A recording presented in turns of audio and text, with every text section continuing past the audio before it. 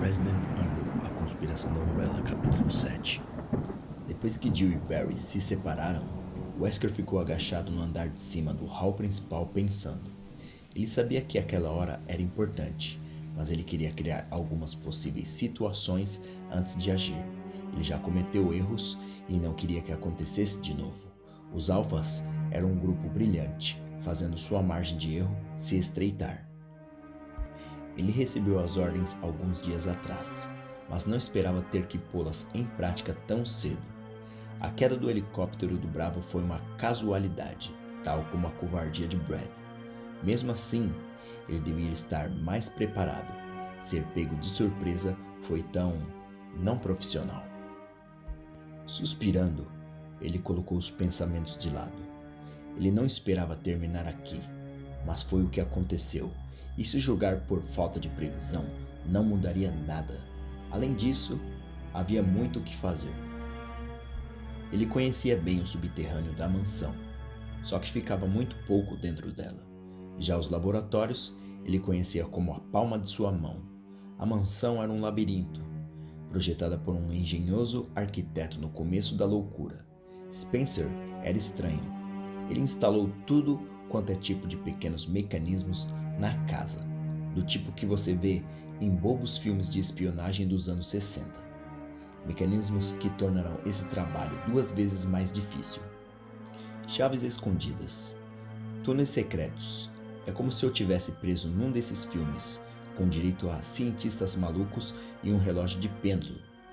Seu plano original era de levar ambos os times para a mansão e limpar a área antes de descer para os laboratórios e preparar as coisas. Ele tinha as chaves mestras e códigos, claro. Elas foram enviadas junto com as ordens e abririam todas as portas da casa. O problema era, não havia chave para a porta que dava para o jardim. A fechadura era um pequeno quebra-cabeça e era o único meio de ir para o laboratório, exceto andar pela floresta. Coisa que não vai acontecer. Os cachorros pulariam em mim antes que eu pudesse dar 2 passos.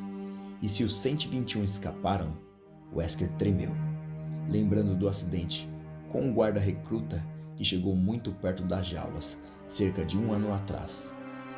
O cara foi morto antes de poder dizer socorro. Wesker não tinha intenção de contornar a casa sem a cobertura de um exército. O último contato com o lugar foi há 6 semanas. Uma histérica ligação de Michael Dees para uma das centrais do escritório White. O doutor tinha trancado a mansão, escondendo as 4 peças do quebra-cabeça para manter os contaminados longe da casa. Até então, eles estavam todos infectados e sofrendo de algum tipo de paranoia de desejo, um dos mais fascinantes efeitos colaterais do vírus. Só Deus sabe o que aconteceu lá embaixo, enquanto eles vagarosamente perdiam suas mentes. Dees não foi exceção. Apesar de ter aguentado mais do que os outros, algo a ver com o metabolismo individual, Wesker foi informado. A companhia já tinha decidido destruir tudo, apesar do cientista ter sido assegurado de que a ajuda estava a caminho. O pessoal do White não arriscaria mais contaminações. Eles cruzaram os braços por quase 2 meses enquanto Recon sofria as consequências. Enquanto o vírus perdia sua força. Aí mandaram Wesker para arrumar a bagunça, que agora já é considerável. O capitão correu seus dedos pelo veludoso carpete, tentando se lembrar de detalhes da reunião sobre a ligação de Dees. Gostando ou não, tudo tinha que ser feito esta noite. Ele tinha que coletar as evidências requeridas e ir para os laboratórios, tendo encontrado antes as peças da fechadura. Dees foi incoerente, dizendo algo sobre os corvos assassinos e aranhas gigantes. Mas ele insistiu que as peças estavam escondidas, onde só Spencer as acharia. E isso fazia sentido. Todos que trabalhavam na casa sabiam sobre a atração de Spencer por mecanismos secretos. Infelizmente, Wesker não se preocupou muito com eles, sem saber que algum dia precisaria dessas informações. Ele se lembrou de algumas: a estátua do tigre com a combinação de olhos, a sala das armaduras com gás e a sala secreta na biblioteca. Mas eu não tenho tempo de ir em todas elas, não sozinho. Wesker sorriu de repente e se levantou, impressionado como não havia pensado nisso antes. Ele poderia dar uma nova missão aos alfas e procurar pelas peças. Só que ele não precisava fazer tudo. Chris está muito ocupado e Jill ainda é imprevisível. Barry Burton era um homem de família. Chris e Jill confiavam nele.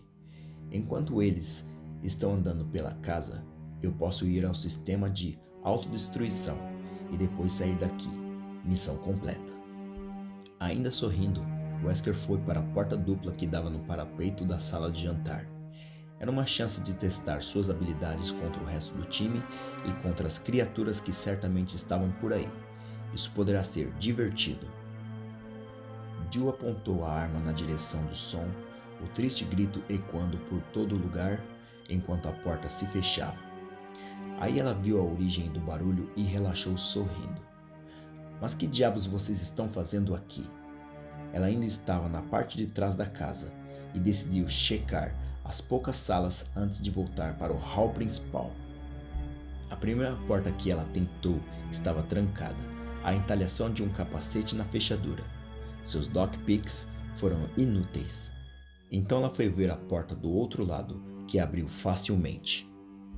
Ela entrou preparada para tudo, só que não esperava ver um monte de corvos espalhados numa barra de suporte ao longo da sala. Os pássaros negros soltaram outro de seus irritantes gritos, e Jill tremeu.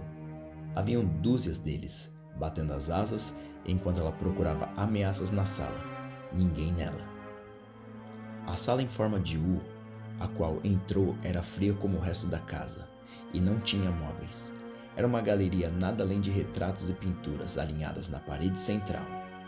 Penas escuras estavam espalhadas pelo gasto chão de madeira. Jill imaginou como eles entraram lá e há quanto tempo. Suas aparências eram estranhas. Eles pareciam maiores do que o normal e a estudavam com um olhar quase sobrenatural. Jill tremeu de novo, voltando para a porta. Não tinha nada de importante lá. Reparando nos retratos, ela percebeu que haviam botões sobre as molduras. Ela presumiu serem os interruptores das luzes, apesar de não entender por que alguém se incomodaria em fazer tal galeria para tão medíocre arte. Um bebê, um jovem homem. As pinturas eram horríveis, mas não exatamente inspiradas. Ao tocar a fria maçaneta, ela franziu. Havia um pequeno painel ao nível do olho à direita da porta, rotulados pots, luzes. Ela apertou um dos botões e uma única luz se apagou. Os pássaros desaprovaram, batendo as asas, e Jill a ligou novamente pensando.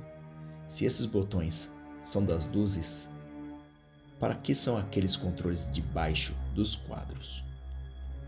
A sala era mais do que ela pensava. Jill foi para a primeira pintura em frente à porta. Um grande quadro com anjos voando e nuvens iluminadas pelos raios do sol. O título era Do Berço ao Túmulo. Não tinha botão sob ele e Jill foi para o próximo.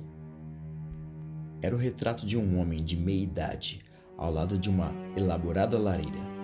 Pelo corte de seu terno e seu cabelo, o quadro deveria ter sido pintado no final dos anos 40 ou no começo dos 50. Tinha um simples botão de on-off sob a moldura sem nome. Jill pôs da esquerda para a direita e ouviu um som elétrico, e atrás dela, os corvos explodiram numa gritaria. Tudo o que ela ouviu foram os gritos e o bater de asas enquanto pulavam em cima dela, e Jill correu, a porta parecendo estar a 1 milhão de quilômetros de distância, seu coração pulando. O primeiro pássaro a alcançou enquanto tocava a maçaneta, seu bico encontrando a macia parte de trás do pescoço dela. Houve uma aguda dor atrás de sua orelha direita e Jill bateu nas agitadas asas que esfregavam suas bochechas, gritando enquanto furiosos berros a envolviam. Ela se debateu e o corvo a soltou, indo embora. São muitos, fora, fora, Fora. Ela fechou a porta e voltou para o corredor, caindo no chão. Ela ficou lá por um momento, respirando. Nem um corvo tinha escapado. Normalizando os batimentos cardíacos, ela se levantou e tocou o ferimento atrás da orelha. Seus dedos voltaram com sangue, mas não era nada grave. Por que eles atacaram? O que o botão fez? Ela lembrou do barulho elétrico ao apertar o botão. O som de um choque. A barra.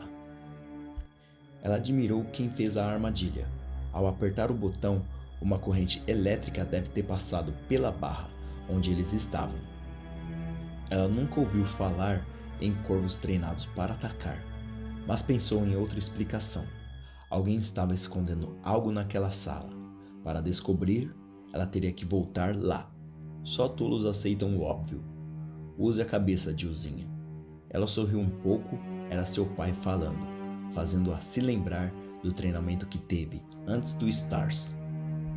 Uma de suas memórias mais recentes era de se esconder nos arbustos do lado de fora de uma velha casa em Massachusetts, que seu pai tinha alugado, analisando as escuras janelas enquanto ele explicava como procurar uma possibilidade. Dick fez disso um jogo, ensinando-as pelos 10 anos seguintes, os melhores pontos de entrada, tudo desde como remover cacos de vidro sem danificá-los, até subir escadas sem fazer cracks. E ele também ensinou que toda charada tem mais de uma resposta.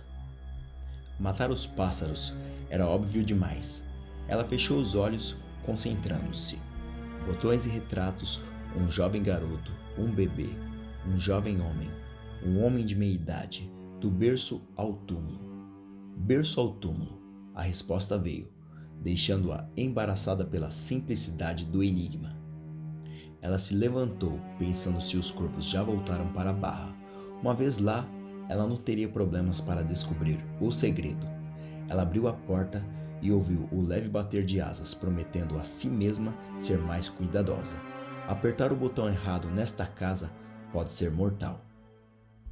Fim do capítulo. Deixe seus likes, comentários e se inscrevam no canal. Se vocês ainda não ouviram o prólogo e os capítulos anteriores desse audiobook, cliquem na playlist ao fim desse vídeo. Até mais!